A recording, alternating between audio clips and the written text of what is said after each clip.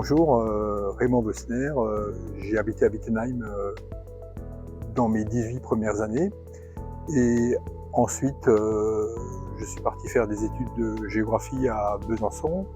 Après je suis devenu prof d'histoire géo en collège, en lycée et puis finalement je suis parti à l'université et j'ai terminé à Paris, à la Sorbonne et maintenant je suis à la retraite.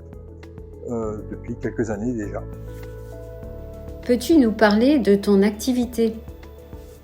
Oui, alors je suis directeur de la publication pour la géographie chez un éditeur qui s'appelle Atland et qui publie principalement des ouvrages pour les futurs profs d'histoire et de géographie de CAPES et d'agrégation. Donc en général, je suis le directeur d'un ouvrage qui est un collectif. Là, dans celui-là, il doit y avoir une douzaine d'auteurs et c'est à moi de faire en sorte que le bouquin soit aussi bon que possible. Voilà. Mais après, je déborde. Par exemple, là, on était simplement quelques auteurs et récemment, on a fait un atlas sur l'Ukraine, en se disant qu'il fallait quand même qu'on montre qu'on existe chez les géographes. Hein. Et donc, voilà, on a des cartes commentées qui expliquent la situation en remontant assez loin dans le temps et puis pour terminer avec des choses dramatiquement actuelles. Voilà. Ensuite, je viens de faire un pas de côté. Ça, c'est grâce à l'une de mes petites filles qui est fan de Formule 1 et qui m'a dit que je devrais faire un bouquin sur la Formule 1, voilà. Donc il se trouve que j'avais déjà fait des articles scientifiques il y a 20 ans sur la géographie de la Formule 1, voilà, donc j'en ai refait une couche, hein.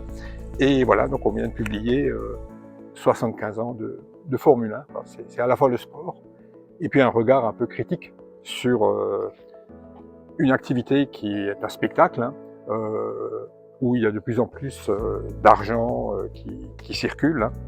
Et il y a aussi le problème de la pollution, il y a le problème des femmes qui sont presque inexistantes dans ce truc-là, contrairement aux autres sports finalement. Donc voilà, il y a pas mal de questions à se poser et donc voilà, ça vient de sortir. Que vas-tu nous présenter au Culture Lab? Alors, mon grand-père maternel s'appelait Achille Walch et il habitait à Wittenheim, rue Rapp, à partir des années 1920 jusqu'à sa mort en 1973. Et il était jardinier et il a écrit toute sa vie dans des petits carnets au jour le jour. Il est parti à la retraite. Il a tout tapé à la machine à écrire avec 2 doigts parce qu'il n'avait jamais appris à taper à la machine.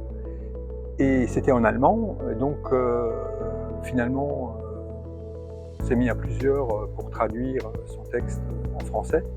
Et ça a donné 2 volumes. Et donc le deuxième, la traversée du XXe siècle, se passe vraiment à Wittenheim. Et donc on retrouve son histoire, l'histoire du bassin minier, les relations entre un petit homme, un petit jardinier qui travaillait dans des villas d'ingénieurs notamment. Et il avait vu ça avec beaucoup d'esprit critique, avec une espèce de pessimisme humoristique comme ça, voilà. Donc je vous invite à venir passer ce que j'espère être un bon moment autour du personnage et de l'histoire de Wittenheim en général. Voilà, merci.